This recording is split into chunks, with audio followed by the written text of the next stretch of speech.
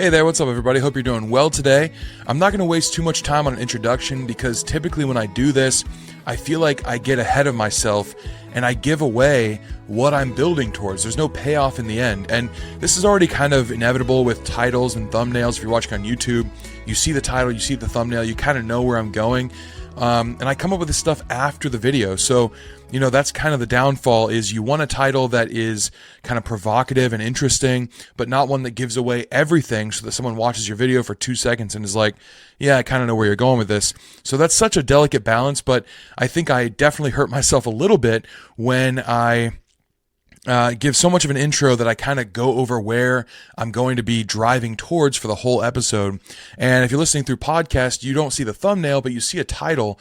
And this is still supposed to be kind of a summation of what's talked about. So it's a really tough thing, but I'm just going to ask that you trust the process on this one. It's going to be a really cool payoff in the end, and I don't want to give all of it away ahead of time. I just kind of came across this a couple weeks ago, reading through a book on typology that, if you've watched any of my videos, this is something I love. This is a study I find really interesting. I've talked about it in the podcast quite a bit as well. So this is what we're going to go into today. It's found in the book of Exodus and also in the book of Joshua. And you'll remember the Passover story in the book of Exodus is found in chapter 12. And it's really interesting. The Israelites are enslaved in Egypt, and God is about to free them. He has plagued the Egyptians, and they're just about ready to relent, but he's got one last plague to send on them. He's going to send the death angel into Egypt and strike down the firstborn. And what he tells the Israelites in order to protect them, he says, I'm here not to kill you, I'm here to save you, but what you need to do in order to protect yourselves, or rather as a sign of my protection, it's not really them protecting themselves, it's God saying, do this, and then I won't strike you down. It's a sign of the protection that I'm going to afford you, is you're going to kill a lamb, one lamb for each household, and put the blood of the lamb on the doorpost and the lintel of your house, and when the death angel comes through the land, it will look at the blood on the door and pass over you. And so this is what happens. The people of Israel listen, they obey, and they are spared. And there's a great wailing in all of Egypt. And there is, the death of the firstborn, and everybody in the land of Egypt is affected, but Israel is saved from this plague, and that's the final straw. And Egypt finally, or at least Pharaoh, decides, okay, get out of here. We can't take any more of these plagues. And God actually says that he's executing judgment on the gods of Egypt, which is really, really interesting.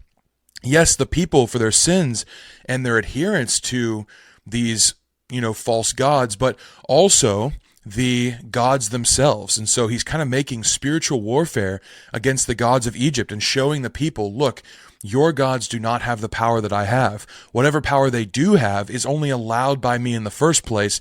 I am the Almighty. I have power everywhere. And Egypt gets the message. So they send Israel out after this Passover time, and they are saved by God through the marking of their doorposts with the blood of the Lamb. And specifically, I want to mention in verse 22-23, God commands them. He says, not one of you shall go out of the door of his house until morning. When the Lord goes through the land to strike down the Egyptians, he will see the blood on the top and sides of the doorframe and will pass over that doorway. And he will not permit the destroyer to enter your houses and strike you down. So it's not only that they paint the doorpost and the lintel with blood, they have to stay inside. They must stay covered by that blood of the Lamb. And obviously we know there's direct parallels here to Jesus Christ. If you're a Christian, you know this already. This is kind of basic level stuff. When you read through the Exodus, you read through the New Testament, and the apostles are drawing the connections for you all over the place. Now, what's really interesting, we know that the Exodus story, the Passover story, we kind of have Moses as the central figure. He's the man of God leading the people of Israel out of Egypt, out of bondage, into freedom. Or actually, God's doing this, but he's doing it through the person of Moses. And after Moses, we know that Joshua is his successor.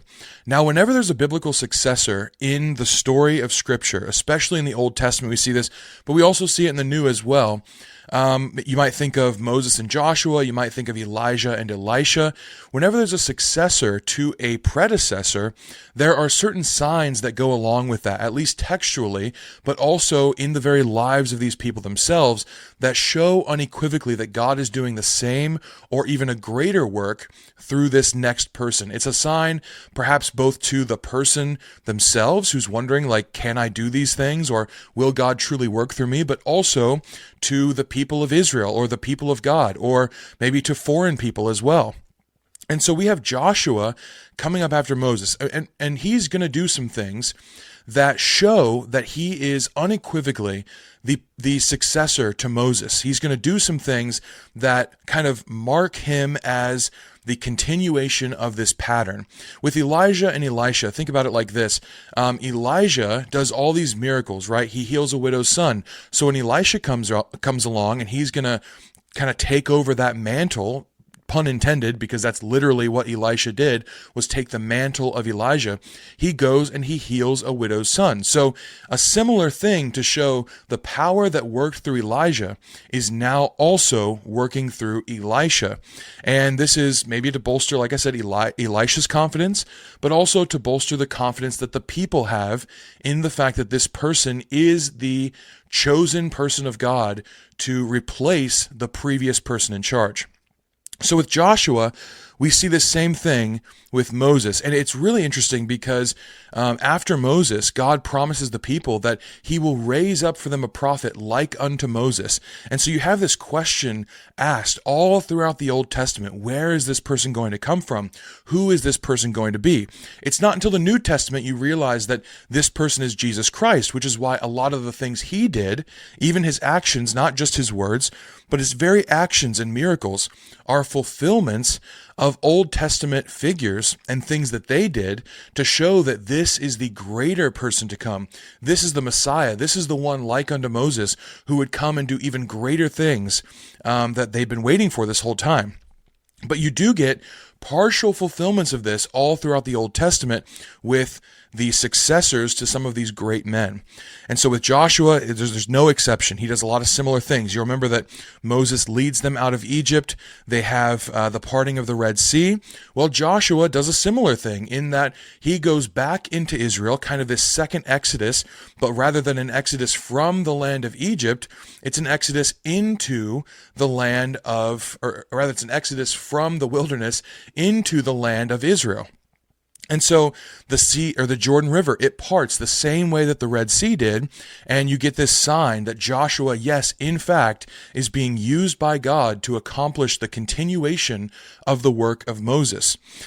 Now, we just read through the Passover story, right? Or I just kind of walked you through it anyways. We read through the part where they're not supposed to go out of their houses until morning, and through this practice, Israel is saved. They are not only do they not suffer the plague of the firstborn dying, but they're able to leave Egypt, which is symbolic of sin, and follow God at this point.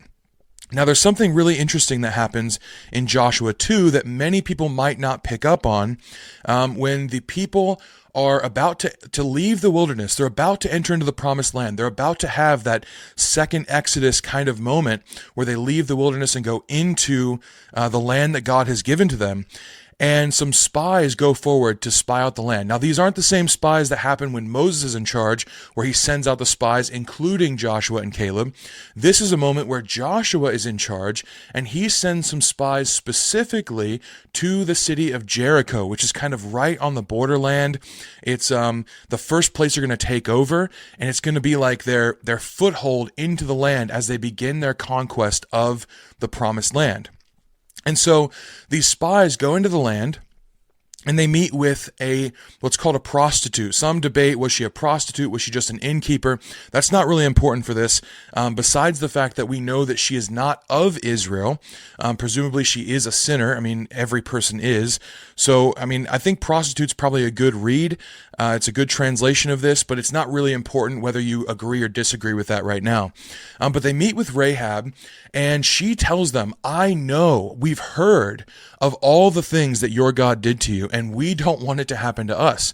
And so she's afraid for her life, and she's petitioning the people of God and saying, please, I'll help you. I'll hide you away from the authorities who are looking to hunt you down.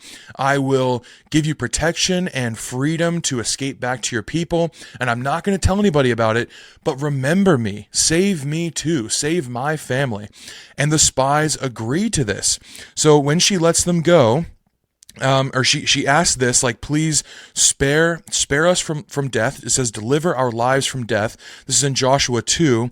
It says this in verse 15, then she let them down by a rope through the window, for her house was built into the city wall, so that she lived in the wall. And she said to them, go into the hills, or the pursuers will encounter you, and hide there 3 days until the pursuers have returned. Then afterward you may go on your way. The men said to her, we will be guiltless with respect to this oath of yours that you made us swear. Behold, when we come into the land, you shall tie this scarlet cord in the window through which you let us down, and you shall gather into your house your father, your mother, your brothers, and all your father's household. Then, if anyone goes out of the doors of your house into the street, his blood shall be on his own head, and we shall be guiltless. But if a hand is laid on anyone who is with you in the house, his blood shall be on our head. But if you tell this business of ours, then we shall be guiltless with respect to your oath that you've made us swear. And she said, according to your words, so be it. Then she sent them away, and they departed, and she tied the scarlet cord in the window. So, you might already see where we're going here. Maybe you've heard of this before, but it's a really amazing thing that's happening. Just like Israel in Egypt had to paint the doorposts red, here Rahab uses something red to symbolize that she should be spared from this invading army that's going to come in and destroy everything. So in a way, she is going through her very own Passover service. This red cord symbolizes that she is not to be harmed, her and her household. And there's very similar language between what happens in Exodus 12 and what happens here. If you go out of the house, your blood's on your own head. Same thing in Exodus 12. Nobody is to leave their house until the morning, and then the death angel won't come in and destroy you. So we have a lot of symbolism here that's repeated in this story to show that there's kind of a second type of Passover happening. And there's a few things really interesting about this that I want to point out. First, a lot of people might have trouble with this because in the Passover that happened in Egypt, where Israel had to paint their doorposts with blood, there was a lamb sacrificed, right? It wasn't just that the death angel saw a sign and said, okay, I'm good to go. I don't need to go in here because they kind of gave me the thumbs up or the thumbs down. Instead, something died already in substitution of these people.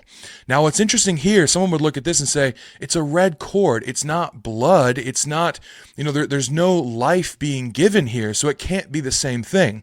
But if you back up just before this section, the spies that are with Rahab say this, our life for yours, even to death.